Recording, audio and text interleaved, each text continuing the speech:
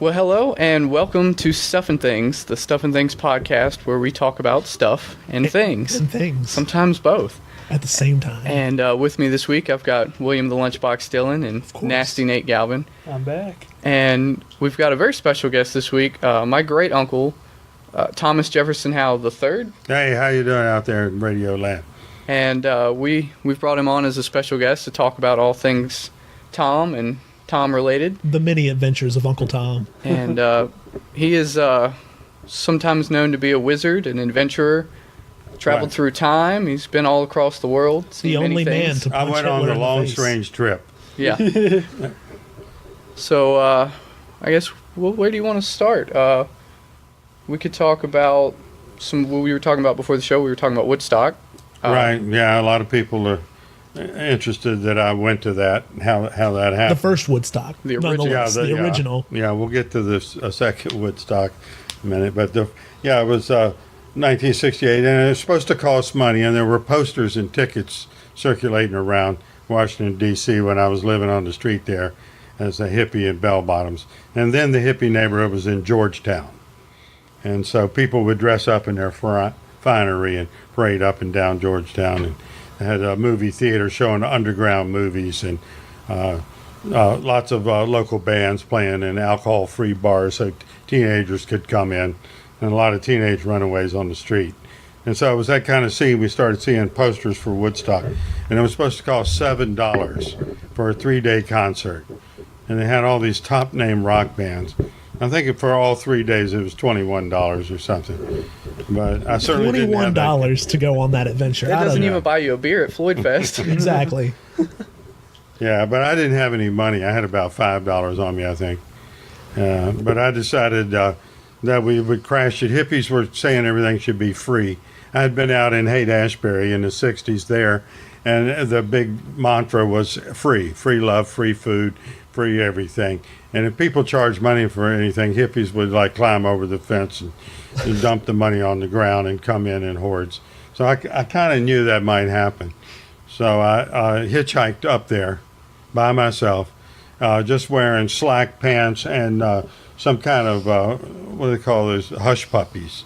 Hush puppies and silk socks and slacks and just no coat, no raincoat, no gear. Yeah, didn't it rain the entire... Yeah, it rained the entire time. I didn't even bring a raincoat.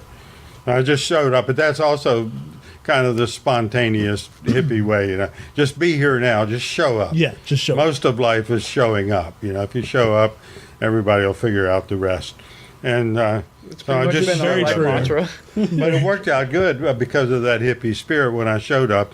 The hog farm from San Francisco, the hippies from Haight-Ashbury that had moved out after the Summer of Love, called the Hog Farm. They worked with the author Ken Kesey, who had a lot of money from his book, One Flew Over the Cuckoo's Nest. So he had a hippie commune, and the electric Kool-Aid acid test was going on, which a famous writer, Tom Wolfe, covered in Electric Kool-Aid, Candy Apple something. Yeah. That sounds close, right? Yeah. And so the hog farm showed up, and they made vegetables and cooked vegetables in great big pots. These hippie women in long granny dresses stirring with wooden paddles, and they made brown rice. So everybody got a plate of food, a couple times a day from the hog farm. It's amazing how a whole community can just come together. Yeah, it organized itself, and they had a lot of porta potties there. So when I got there was a chain link fence, and many more people showed up than expected. And so the idea was immediately born to just start walking on the chain link fence, pushing and walking on the chain link fence. And they pushed it down and walked over it, and it became a free concert.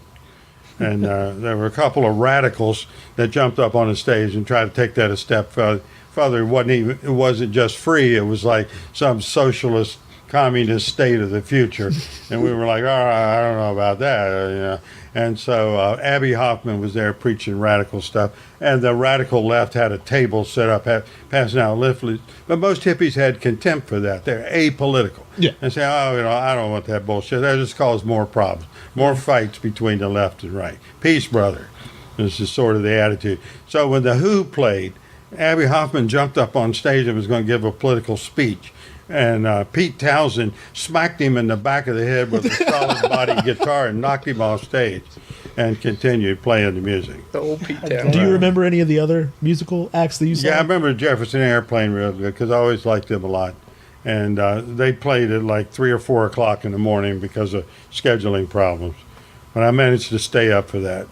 And they started out Good Morning Maniacs.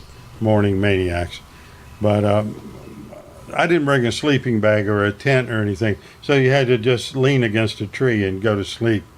There was nowhere to lay down and go to sleep. So obviously I had to miss a few great bands to nod out for a while. And I saw one person there I knew.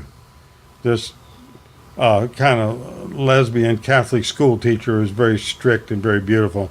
I loved her, but she always had this coterie of young girls around her. You couldn't get near her. And I saw her there and finally said, oh my God, there's a million people here. And finally I see a familiar face.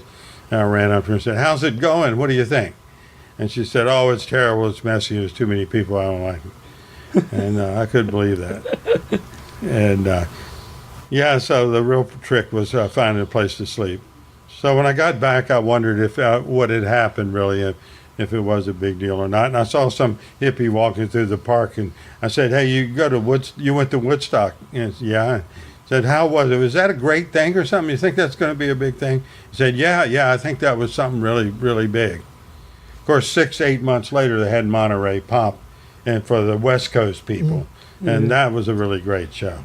We've seen films of that with Jimi Hendrix and Janis Joplin. It seemed a bit more organized than Woodstock.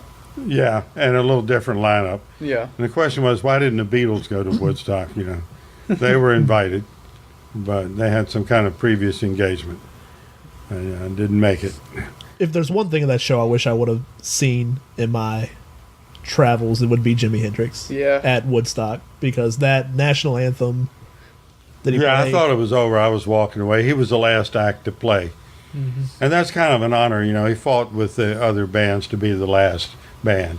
And so Jimi Hendrix got to close the show, which was running long because of all the rainstorms and stuff. So I was walking away and thought it was over, and I started hearing that Star Spangled Banner and turned around and walked back. So you did see Yeah, that. I got to hear it. I was like a mile away when it started, and I could hear it just fine. That's insane. Yeah, it was so loud. And so, yeah, and then I got to see him again at a show in D.C.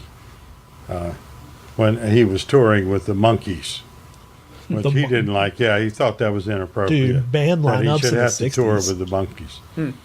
So they started a tour in Florida, but when they got to D.C., Jimi Hendrix said he wanted to leave the tour, and we heard him play there. But I didn't have money for a ticket. I never had any money. I don't know. Somehow still saw the show. I saw $1 once, but it blew away. Usually I had just a couple dollars in my pocket, but I would start out hitchhiking to California with like just a few dollars in my pocket. And truck drivers would buy me chili beans and shit would happen, and I'd get fed somehow, you know. Somehow. But it was the 60s, and the country was wealthier. There were more people working. There was more money available in those days. So I think it was possible, you know, to just drop out for a while and just like crowd surf, have people hand you off from one to the next, get where you're going. But there certainly was a large hippie movement, so that anywhere you went, you could go into the so-called hippie neighborhood of that city and ask around and find a crash pad. Just ask people they knew where a crash pad was. And that would work. It worked for me. But it's kind of rough, and I decided to try to upscale it, so I joined a auto drive-away group. And I would go and I would be given a late model car that somebody was flying to a new job destination, and they needed someone to drive their car to where they were and drop it off. And so I liked that. There was certain randomness to it. You would walk into the auto drive-away and say, well, what city are we got now? Where are we going today? And you can take it or leave it. So I got a bunch of kids together. So the idea was to get some people to join you and chip in for gas, because the auto driveway gave you one free tank of gas. So I went down there with 3 or 4 teenagers from the park hanging out on the street that I met, and had a little gas money, and they had a car that was going to Austin, Texas. And so I said, I'll take that. That sounds good. Let's do that. And it was a great big long Buick, nice and clean and perfect condition. And so I had this big road hog, and I had just gotten paid. And also the people I worked for didn't believe in money any more than I did. So when you work for hippies, you get a basket of turnips or something. Yeah. So I got paid in comic books. I had just drawn a comic strip for an underground comic called Johnny Universe about an intergalactic acid head that rode on an atomic horse called Mr. STP. But that's another story. We had these comic books to sell, and I said, look, every city we go to, you guys get out of the car with me, and we'll sell comic books to get gas money to the next town. So we did that for a while, and we met a Choctaw Indian girl, and then she gave us a slip in the crowd in New Orleans, picked up another young teenage runaway to come with us before we got back in the car in New Orleans. So the people in the car kind of shifted around a little bit. Some dropped out and some joined in. Finally got to Austin, Texas, and dropped the car off and found a commune to join. They had a real nice hippie scene in Austin, Texas. I think it was built around Mexican marijuana. But for some reason, there was a good crowd of music, really good. You know the music in Austin. It's still like that still today. Top drawer. You Yeah. know? Oh, yeah. They got their own sound, you know. Definitely. Own cinema scene, their own Yeah, art and they scene. make underground movies there and stuff. Yeah. So I was in Austin in the late 60s, and it was a good place to be. We found a place away out on Lake Travis, and the hippies would come out there and skinny dip and swim naked and play music on the rocks. So it seemed like a paradise place in Austin. I got a job with a Mexican cab company, and I decided after auto drive-away worked so good, I was going to try to hitchhike on airplanes. So I got a cheap suit and a black nylon wig to put my long hair under and started hanging out in airport terminals and going to the charter part, the private airplane, not the commercial terminal. And I would walk up to pilots and just ask them, are you going north or which way are you heading out? And I would just give compass directions and say, well, I'm going southeast, you know, can I get a ride? And it actually worked. My first time I tried it was at what's now Reagan National Airport, and I got a ride to Little Rock, Arkansas, which is on the way to Austin, and a Learjet, and it belonged to Winthrop Rockefeller. And they were taking some government official to business there in Arkansas. So I got a ride on that. And they told me to stay on the plane and stay in the back because they're going to have a little reception for the politician when he got off the Learjet. So he got off this plane and a little high school band started playing. So I jumped in the doorway and took my wig off and shook my long blonde hair out and ran down the hallway, and they all cussed me and stuff. But I knew I'd never make that trip again. You never step in the same river twice.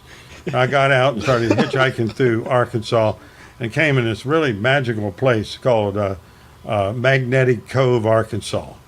And they have lodestones, naturally magnetic lodestones just laying on the ground. I was able to pick up magnets along the side of the road in Magnet Cove. And they make compasses go wild, and it had all these strange magnetic anomalies around this little town in Arkansas. So it was good that I was let out of the car there so I could experience that. And then hitchhiked my way on down to Austin, listening to Janis Joplin on the radio because she is from nearby Port Arthur. Mm-hmm. And she had the perfect road song, you know, Me and Bobby McGee, about these little love affairs you get for a week or two while hitchhiking with people, and then everybody goes their own direction. So I stayed in Austin for a while and got mixed up. I was sleeping on the floor of an occult bookstore and bringing teenage runaways over to hang out with us. And it turned out that the eyes of Texas are upon you. And so I should have known what that song meant. The eyes of Texas are upon you. You cannot get away. So the Texas Rangers were tracking where all the hippies went, you know, and they would arrest them all at least once so they could get their fingerprints and photographs. You know, so while I was staying out on Lake Travis, I bought this 1948 Dodge, big 4-door with suicide doors, and It was painted up all different colors, and it belonged to these hippies called the Eastern Mountain Commune of Jesus freaks. And they had painted it with house paint, and some of the people didn't know how to paint very well, but it was a hippie thing, so everybody got to paint, including the children. When they had sunflowers and starburst, and on each door they had an orange door, and then chevrons of blue and silver on the front pretty door. sick ride, though. Yeah, but it was like a clown car, and the police knew everywhere I went. So eventually I wound up in a Texas jail in Austin, in sort of the drunk tank. But because this was the South in the 60s, the jails were segregated. So they had a black holding area for black prisoners, and they had the Mexicans all in one section of the jail. And their biggest mistake was to put me in with the hippies in the hippie tank for people who have been picked up for marijuana possession and stuff. We're all in one place. So I got in there, and I remembered all these campfire songs and skits that my father had taught me when I was a Boy Scout living in the woods here, which I did for a couple of years. And so I would organize them and do these activities that would make everybody laugh and get real loud, and the guards hated it. They were always threatening to hose me down and take me away. And so for example, one of the things I organized that hippie prisoners into was to create a steam organ. And everybody went oomph together, and then we had somebody going pom pom, and the other one went tweedledee, and the other one was a leaky steam pipe, and he went ch, and then I would do the lead like a penny whistle, and I got this big pipe organ thing going, and it drove the guards nuts. So they yanked me out of there and put me in solitary confinement. They made me take off all my clothes and get in this little metal closet.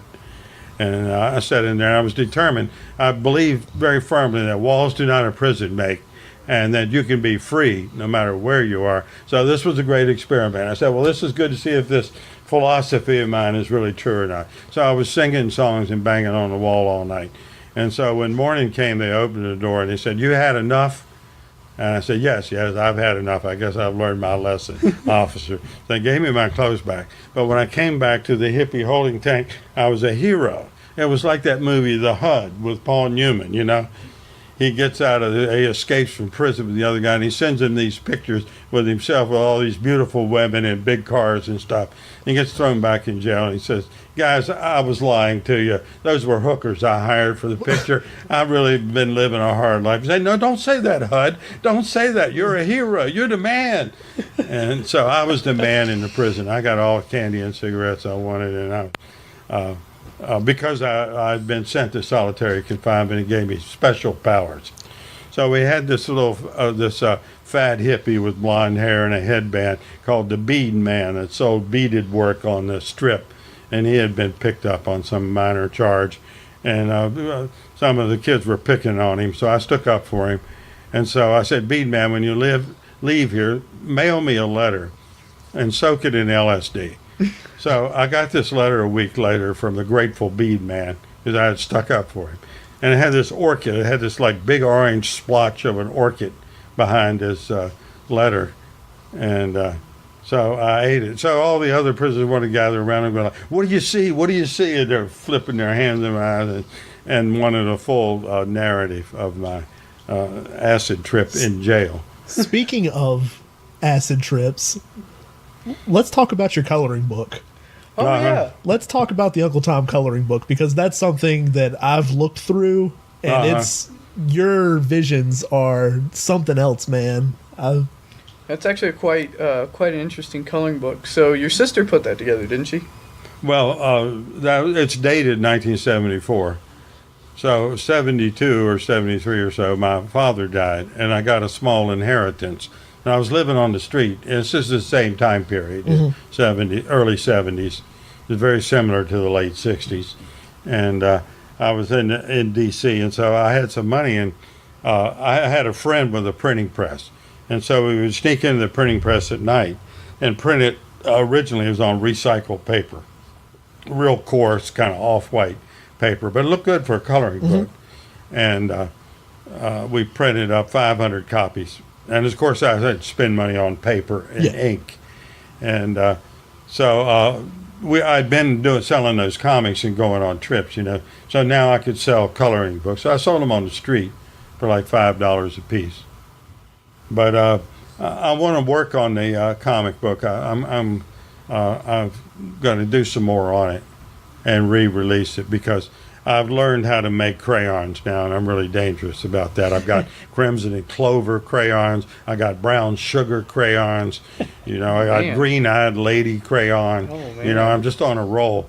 So I'm anxiously. Well, I wasn't going to talk about this, but since this is stuffing things, that includes sealing wax, string, pieces if of it cardboard. falls under stuff right, and it's or all things, in the format. Yeah, if it falls under stuff or things, you're right. It's all good. Right, cabbages, kings, sealing wax, and strings. I think. Yeah. So, I'll look for that in about a week or two. Or a re-release of the. And I think the title was a bit cumbersome, though. It was called The Atlantic Coloring Book for Children of All Ages. Don't you think that's too ponderous of a title? I like it. Yeah. You don't think I should change it to No. Hippie Coloring Book? I like it, especially nowadays because adult coloring books are such a big thing now. They are. I noticed a resurgence of coloring books And for adults. Yeah. And I feel like yours falls under that category. I It's feel like it would definitely do an well. adult coloring book. Uh-huh. Well, do you think in the re-release I should take that naked woman's picture out of it? Nah. No, Absolutely not. Absolutely for not. water spirit. Put that on the front okay. cover, man.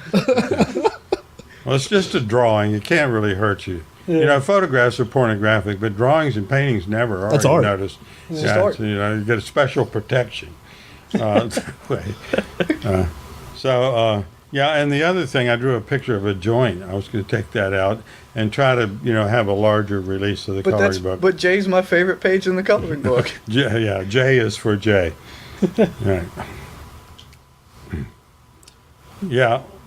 So, I'm waiting on my crayon molds, and I've been stocking up on crayons. Yeah. And prices are at an all-time low because of back-to-school specials. But I used to do it with colored pencils, right? You got yours with colored pencils. So I worked on some light shows. I really like that. One of the things that was great about going out to California and Haight-Ashbury, and I went there in '68, and the big movement was actually '67, but was the music. Every time you went out to hear some music, it was like top drawer, really great stuff. And It's a very creative time. Yeah, and I like the light shows. So while I was in D.C., I got a job with a light show, and we put one on in D.C. So I used a Super 8 movie camera with a stop frame and cut pictures out of magazines and move them around in animation to make scenes like, I remember I had a pair of tighty whitey underpants with a voodoo fighter plane coming out of the fly, and then bomb explosions everywhere that turn into flowers, stuff like that I was doing as a light show. And then they'd always have the watch glass. They had a curved petri dish kind of laboratory glass thing. It looked like the dial of a clock face from a grandfather clock, and you'd roll it around on inks and dyes in oil and water, and it would make a squishing amoeba. You'd have this multicolored amoeba shape, and you'd move it in time on the beat to the music. So it would corpuscular out and in and out in time to the music on an overhead projector. And then somebody else would start the movie projectors, and we put loops of film on movie projectors, and then add nice Kodak carousel slide projectors. Make custom slides for it, And occasionally you could slip a nude in there if you put it upside down. People, and it'd go unnoticed. And lots of tree branches and women's faces turning into tree branches and then turning into puddles of rain and raindrops and, textures and things. Very so when I got out to abstract. San Francisco, I got to see that done really well. The Grateful Dead had their own light show company who were really great, right? And they put a lot of money and energy in their light show people. Joshua Tree. Didn't Pink Floyd also do a lot Yeah, of and Pink Floyd. light put- shows? Big with lasers. Yeah. Yeah, they had lasers early in the game. Yeah. And so now Pink Floyd has done a performance down on the Mexican border of the Wall. And How some appropriate. some Texans got angry and walked out on the I'm show. sure. But John Waters was giving them hell for building a wall, or wanting to build a wall down there. But certainly that's a movie, and so the wall is a motion picture, and it's a beautiful light show that goes with the band. And they did a lot of animation in the wall. That is, Oh, yeah, I've just seen the movie. Really great. Yeah, it's a Yeah, really you good know movie. what I'm talking about. Oh man, if you haven't seen The Wall, go on ahead and just set a few hours aside and do that. Yeah. Right, be sure you have plenty of time and not going anywhere. Yeah. Definitely a good one. So one thing I wanted to talk about, because I know you guys will find this interesting, Will and Nate. Tom actually has a pretty interesting history with cars that is very similar to my history with cars, in the fact that when we were young, we both totaled a lot of vehicles. But the biggest difference between my history and his is all the vehicles he totaled are cars that we probably wish we had today. Because I know your dad bought the very first Mustang, didn't he? Yeah, I had a 64 and a half, or what- 1964 and a half Mustang when I was in high school. So I drew the Year logo one. on my notebook, and but we didn't have a lot of money, so it was a little white Mustang with a stick shift and a 6-cylinder engine. They had a straight 6, I think. I'm not sure. I don't know a Yeah. whole lot about the older Yeah. Mustangs. But nobody knew that. If you take it to the burger stand, it looked like a V8. Yeah, the 64 and a half, I think, came with a. Did it come with a V-twin? I think it had a V-twin I think option. so, yeah. I'm pretty sure it had a V-twin option back then. That's what it would have been. And yeah. it met a pretty sad fate, though, didn't it? Oh, well, I wrecked a Boy Scout rental car that was a Mustang, I think. Oh, is that Not what it not was? the original white one. And we had a 60 Ford Galaxy. And I wrecked that a few times. Damn. Well, it was a Ford Galaxy, But so we it would probably took I'd it. go to the junkyard and buy fenders for it. And there was a lot of homemade shade tree mechanics in those days. You could actually fix cars yourself. Yeah. And I was an avid reader of Hot Rod magazine. Hell yeah. So I knew a lot about the theory of engines anyway. But it never occurred to me as a teenager how much those cars cost. How much does it cost to build a California hot rod? Oh, Lots of money. Oh, boy. Chrome plated Oh, gosh. engine and 32 Ford bucket body and Jeez. That's something my grandpa did for a long time, is build hot rods. Uh-huh. And he where did you did get it. the money for that? The way he always did it was he would build like a tea bucket or something like that. Would Uh-huh. put all of his effort into it. Like, I remember looking at them as a kid and just being like, they were flawless cars.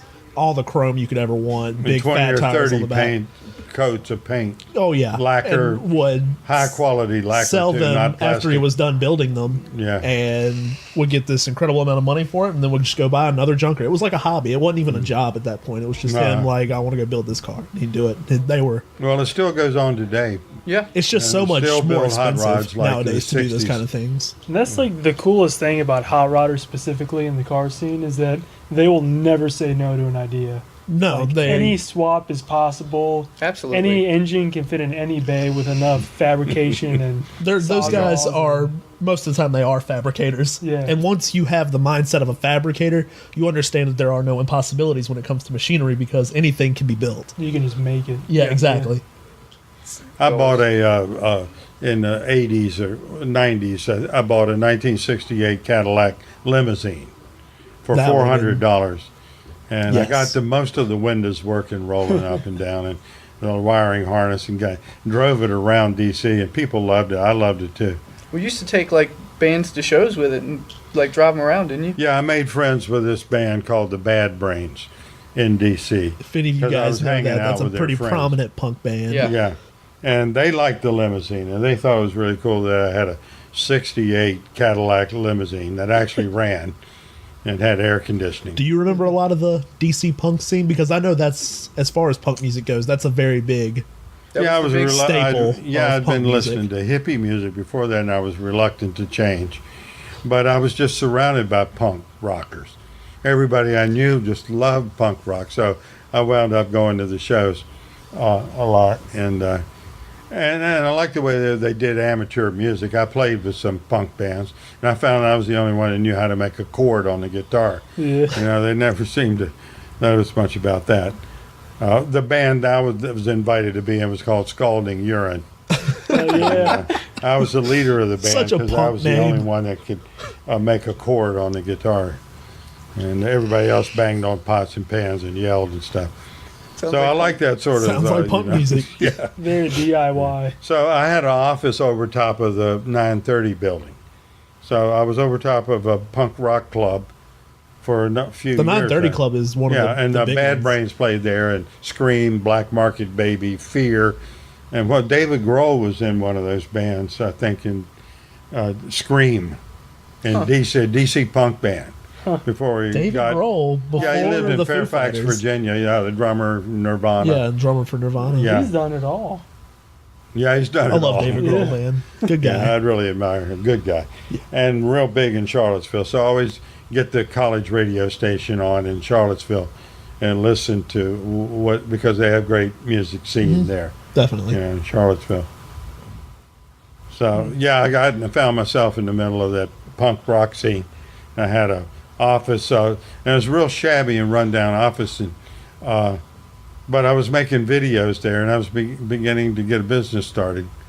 I was always collecting television cameras and videotape recorders stuff, and this stuff was big and heavy and cumbersome in those days, and it never seemed to work right. It was real complicated and was always fitzing and glitching, and if it fitzed or glitched, you didn't get paid. It was a problem, and so I was always keeping that stuff running, and had this office above the 930 Punk Rock Club, and I had 2 BSA motorcycles in there.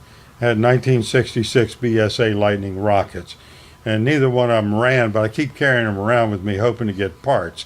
I had the dream, this was my parts motorcycle. I had 2 of them. One could be a parts bike. Right. And someday, when I had money and things were better, I'd get a motorcycle running. That was an article of faith. It's like the project car that never ends. That never there. gets built. Been there a few times. Yeah, so I had these motorcycles in there. People said, Tom, you can't put motorcycles in your office. No one will hire. And I had 2 jobs that year, made like $10,000 worth of videos. And the bank was lending me money.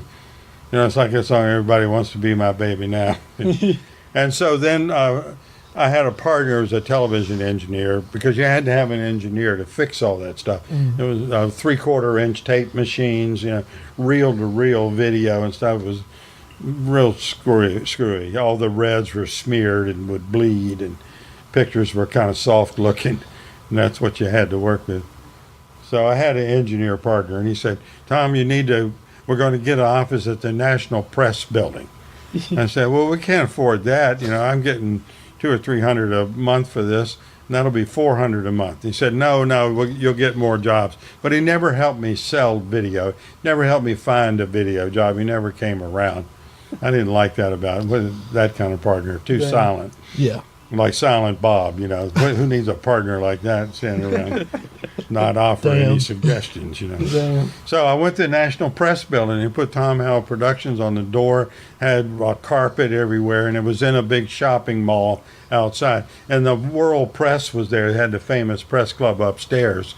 And they had, the international news media would have offices in the National Press Building because it was 2 blocks from the White House. So the idea was you take your equipment and roll out, and get there quickly. Yeah. Or it was close to the Capitol building too.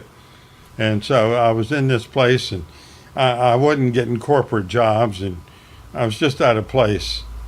And I didn't know what to do next. It's like the Peter principle. If you rise above where you belong, you're going to fail, because in the 930 Club and surrounded with motorcycles and punk rockers, and people say, wow, this is a cool guy. This guy's real. I think I'll give him a job, and trust him with a few $1,000s. And then I got to this corporate buzz cut, cologne, stinking world of business people, and I was just floundering. But fortunately, this woman cartoonist in the underground comic, a beautiful, busty blonde, kept coming around every day, and she laughed a lot, and we kept going out and goofing around in the shopping mall and stuff, so I didn't notice that it wasn't bringing any work in, but I was having a great time. And it was a punk comic strips. So I started drawing punks in space and drawing punk underground comics. And this woman helped a lot too. She drew stories about little mice people, little animal people with ear flops, you know. And I loved that, you know, talking animal stuff. So we were cartoonist friends in the National Press Club. And then the business started going downhill, and I had 2 break-ins, and they would steal my camera, and these thugs would come in at night because I was downtown. And in the old punk rock club, I would sleep in my office. But here I had to go back to my ghetto house in uptown, and people stole my cameras and my portable machines. So I got mad, and so they stole my television camera for the second time. And I went out looking for it. And I said, God damn it, that's enough. I'm Serpico, or whoever. I'm going out. I'm taking it to the streets, you know. And so it was Tom Howell, PI, private investigator. And I was talking to people in the criminal line. Look, it was a television camera, and it had a little plaid raincoat on it. If you see it, you know, I'll give you some cash money. To keep in touch. And I found it, and somebody had tried to sell my television camera. Remember, I'm poor as a church mouse. I can't even afford to get these things fixed. And somebody had seen it, and I said, somebody tried to sell a camera like yours at the NBC shops. My engineer friend worked for NBC Television in the basement, fixing their television cameras. These things are $50,000 cameras, way overpriced, and too many parts inside, and 6 analog parts. Yeah. And so I said, buy it, hold it. So they gave a fence $300, and then I had to come to NBC and give them $300, got my camera back. So that deal stinks, but I got it back, and I stayed in business for a little while longer. But in the end, it was just bicycle couriers coming over to smoke pot in my office, and me and that blonde girl laughing maniacally, and all this smoke rolling out the door, and people were complaining. And there were complaints, hey, well, I don't know what Tom Howell produces in there, but they're sure making a lot of racket. And they would complain to the president of the building and everything. So I could see my days were numbered. I was going down, but I wasn't going down without having a lot of fun first.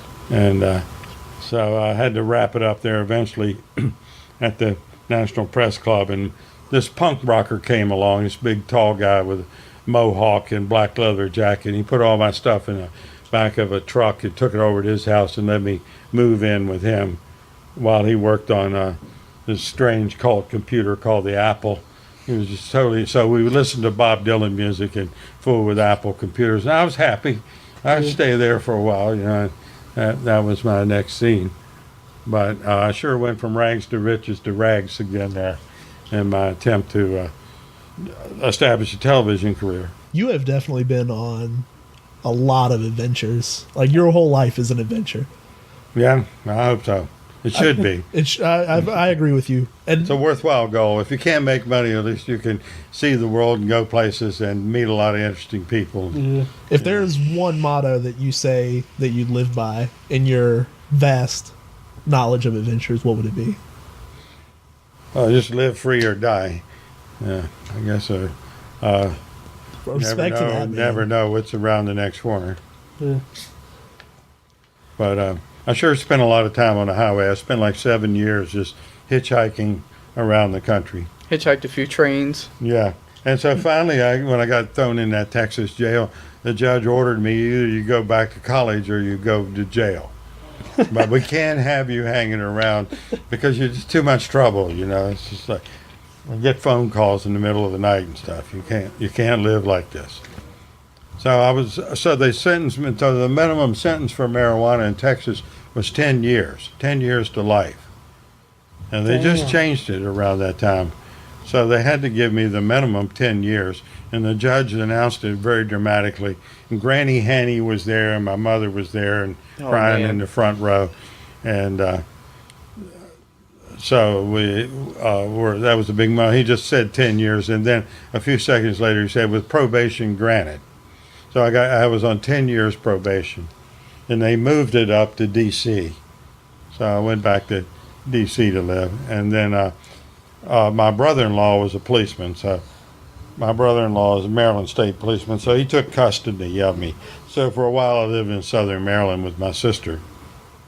And then when I got back to D.C., I moved in with these two elderly science fiction writers. And then I filed for tags and title for my 1948 Dodge named Durwood that I love dearly. And I managed to get it back from Texas. And as soon as I applied for my tags, the police came out and picked me up, threw me in jail. Seemed to have been some bench warrant from the 70s or 60s. And I didn't know that they had it. And so I was thrown in D.C. jail with these black guys. And it was real spooky there for a while. But I got along okay. This black guy grabbed hold of me and started throwing me around. And then I realized he was doing acrobatics. I realized it was a stunt because my brother and I had wrestled around together. And if you grab somebody by the shirt lapels and put your foot in their stomach and fall backwards, you can do a perfect flip and land on your feet if you're rehearsed and on the get. So I saw him doing that. So I let him throw me around and we flipped around and my feet smacked real loud on the concrete and stuff. And we put on a show for the other blacks in the jail. And I got along okay. They put me in there with some big murderer guy. But my Maryland State Police friend, Gene Taylor, who died recently, he found out about it. He found the records that I'd been put in jail, and he arranged to get me out. So I was so glad that happened that way. You know, he found out about it, he looked it up, and then he managed, well, what is it you want? You know, bail or $50 bail or something, whatever. They took care of it. And so actually I've been in jail twice, but it's all been expunged from the record. And you know that stuff they told you in school, this will go on your permanent record, young man, you're in a lot of trouble. None of that's true. There is no permanent record. There is no permanent What I record. did was expunged Statute of from the limitations. record. And besides, I'm not looking for a job. Okay, so what can you do to me, you know? Nothing. I have no resume. I'm not applying for anything. You know, so I guess I can just go on YouTube and tell it like it is. Yeah. Hell yeah. When Right. you're working on a few projects now with time travel, and Yes, I built a time machine. yep.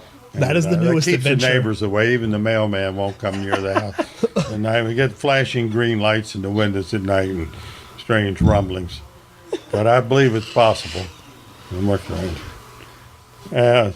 Yeah, so I wrote these stories called Steampunk Stories, and I wanted a prop for it. I've always loved movie props, and so we wanted to build a time machine. So I saw this big wooden electrical cable in Christian's room. He had this wooden cable for a table, and people have been writing all this weird stuff on it and carving initials in it. And now it's a So time I machine. told him I wanted the cable spool, but it wouldn't go through the door. So Christian had to disassemble it and then rebuild it, you know, like a Gothic church. Yeah. Put it back together again as an elaborate 3D puzzle at my house, which worked okay. And then we put wood strips all around it. It got this big wooden barrel and started building a time machine in that. I filled it with laser beams and laser lights from Musician's Friend and big speakers and stuffed it with and eventually then I put a whole computer in there. And so my shows are on PowerPoint slides. And so I would, Dave and I would put it in a U-Haul trailer, and I put a Tesla coil next to it and a little steam engine built out of Quaker Oats box. And that really looked like a steam engine due to a really good paint job, you know, at a distance anyway. So we would put this in a trailer and take it up to D.C. How long ago did we do this? It's been, I don't know, about a year. About is it not that long? Not that long ago. Yeah. A year ago, we were putting on shows at theaters in D.C. Oh, they're just tearing up the living room. Yeah, there. I wouldn't go up there unless they set the couch on fire. Fuck yeah. Then I would go up and throw some water. Maybe, yeah. Maybe. Yeah, you guys were hauling this whole contraption up there to little theaters here and there. Yeah, and putting David on said it shows. took 2 hours to set it up, Shit. and I guess It's a wild Yeah. I heard at one point there was topless dancers involved, and go. Well, girls. we had what they call the midnight ramble. We did have one risque late night show while we were up there at D.C. But only a few of my derelict friends showed up. That's good because, you know, they put that stuff on your record and it follows you. I wouldn't like go on television and admit to that or anything, but just on a podcast. Yeah. When I heard you guys got attacked by a terrorist. Yeah, well, there was a problem. I was putting on one of my shows, and the audiences were getting smaller and smaller, but I pretended not to notice because I liked the show, and it had a time machine and everything, and we were trying to sell tickets. But my same 12, and all these people that came were underground filmmakers. They were all in the projection business. One of them runs the IMAX movie projector, and is president of the projectionist union. And so he lends me a really nice video projector.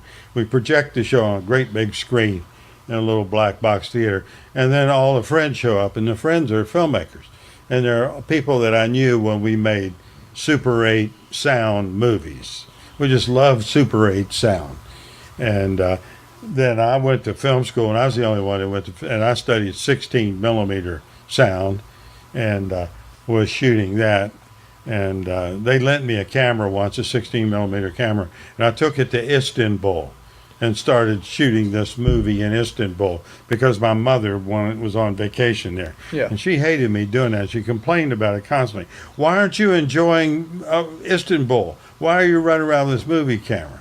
I said, man, if you don't understand, I can't explain it to you. So I started making this movie in Istanbul called, you don't mind if we cut away to, maybe we need a little Snake Charmer music here or something, but this movie called The Mad Turk, and I was shooting in the Grand Bazaar of Istanbul with a little Bell and Howell wind-up 16 millimeter, and so I got this boy, I said, you're going to be a thief, and I brought a prop, that bronze dragon that I made. I carried that thing around with me, and I gave it to this little Turkish boy, and I said, you run through the streets with this, and I'll film you, and and you steal it from a carpet shop. Because I really had no idea what I was going to do. I just have faith that I think of something. I figure the idea is you put yourself in a situation, and the pressure of the moment, the need to come up with something, you will, and so I was making it up as I went along. And so I was filming this guy running through the street, and my cab driver, who insisted I pay him in cartons of Marlboro cigarettes. And when you think about it, when you think about the difference between Turkish cigarettes and Virginia, North Carolina cigarettes, right, it's a very big deal in other parts of the world. I imagine. Yeah. And they had this huge tax, import tax on American cigarettes. So I got them at the duty-free shop. So I was bringing him cigarettes. But every time I walked out the door, these guards in steel helmets with machine guns would look at me and shake their heads. I said, well, I wonder why what they mean by that. Oh, well, who can hurt me now? I'm just a goofy American tourist. So I wore this blue blazer and a white yachting cap, white duck pants, and deck shoes. And I was going the Hugh Hefner style? Or a yacht owner's thing. And I was in the Grand Bazaar shoot. And so my cab driver, who spoke Turkish, which he was and English, helping me make the movie for cigarettes, he told everyone I was from that show Dallas. So after a while, I had huge crowds following me through the streets of Turkey. And I said, well, this is ruining my movie, man. I look like Moses now. And that's not the story. I'm supposed to be doing the Mad Turk. This little boy steals a dragon, and I have to go find it. Now these huge crowds everywhere. And then when I came back to the ship, the cruise ship that my mother had put me on a free trip with after my father died, then I was arrested, and I had to go to the captain of the harbor for smuggling cigarettes. And the guards at the gate, they don't just let Turkish people get on the ship. They have armed guards at the dock, and you show and the ship doesn't give you a passport because you could disappear into Turkey and live another life there, take a wife and stuff. So they say, no, we're going to hold your passport here, and when the ship gets back to home port, you can have it then. No sneaking off. It's all my Theo papers now. And so he had me down there, but the problem, the harbor captain didn't speak any English. So he was trying to tell me in pantomime, going like this with these hands wrist crossed, meaning handcuffs. You could go to jail for a long time. Look what's on my desk here. A shopping bag full of cigarettes. Are these your cigarettes? You know. And so I tried to explain with hand signals and stuff that it was all the cab driver's fault. And so they got mad at the cab driver, and they went out and they shouted at him in Turkish, and they let me go. After all, I was dressed like a yachting captain. And let me go back to the ship. But wherever I go, I try to stay out of trouble, but it Seems doesn't. to follow you around. It follows me like smoke. So that was a great adventure. I got to go to Greece and see all these places. And of course, I would take a camera with me, a video camera. So I took a video and a film camera. So in Greece, I whipped out the video camera, and I made videos of the shrine of the Delphic Oracle, where 2,000 years ago, people came from all over the known world to stand in line, kings and queens and people of high rank, to get a prophecy from the oracle. There was a woman. And so I wanted to do this story. When I got back to D.C., we were building models of caves and stuff to try to recreate this. Maybe we should still work on that someday. You know? Yeah. It's good to take something off the shelf and give another look at it years later. So I've done this story of the Delphic Oracle. And she sat on this great brass tripod over a crevice, a crack in the earth in a cave. And these fumes, they call them the mantic fumes, came up out of the earth. And so before I went, I'd read all these scholarly treatises on the Delphic Oracle in college libraries and stuff, and what the archaeologists said and stuff. People know how to read Greek, ancient Greek. And I said, wow, this is a great story. And so I went to the shrine there, and they couldn't find that room, but they believed that earthquakes had caused a crack in the earth, and there were natural gases released from the earth that sent her into a manic trance. And she went into this frenzy and started speaking in gibberish. And then the priest of the oracle would write down what she said while she was in a trance on these little clay metal tablets. Because they were made out of lead, they still survive today. So that's how we know what happened, because all paper records or language records have disappeared. It was 2,000 years ago. And then they would come out of the cave and give the people waiting in line their prophecy. And people really believe this woman could see into the future. I think there was a brief oracle thing in that movie, The 300.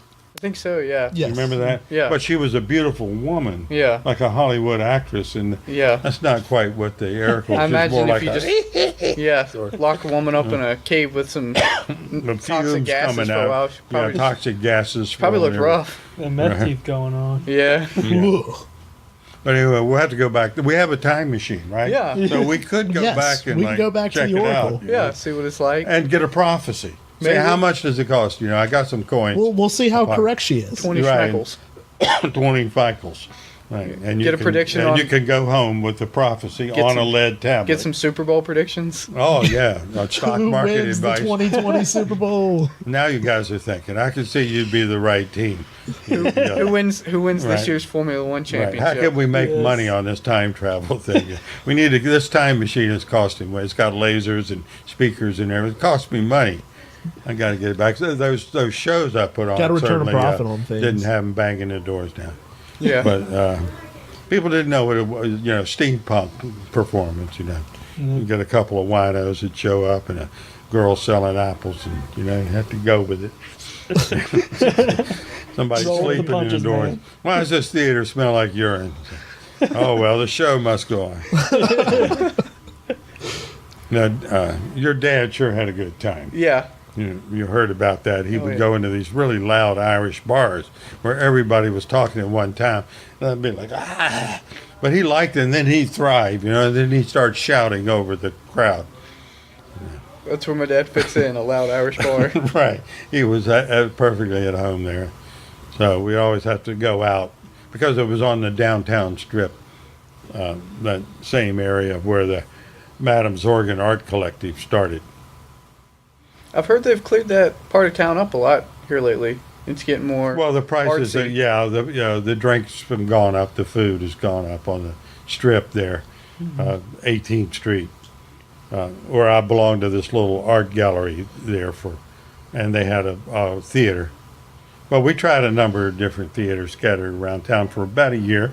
Yeah. And I had written 5 stories, and we did them slideshow style, so I would narrate a slideshow on a video projector.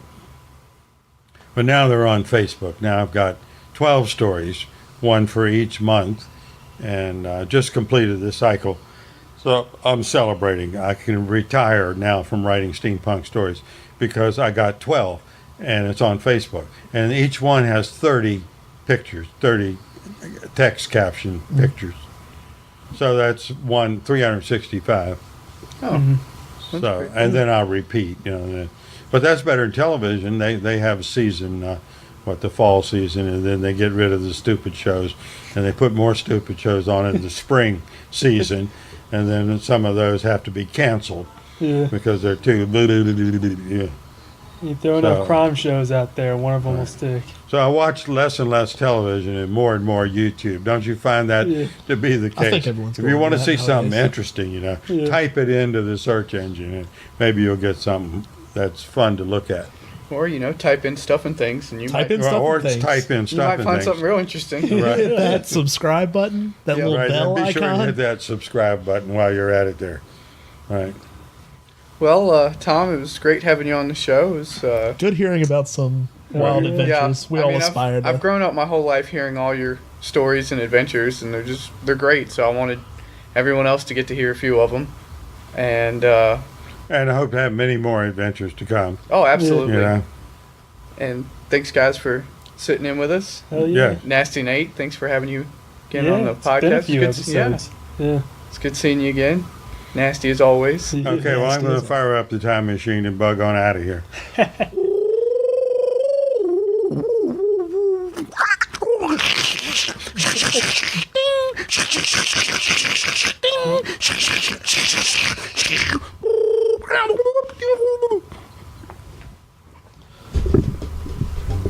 Wow. That's a wrap. That's a wrap. That's like Mark right there, man.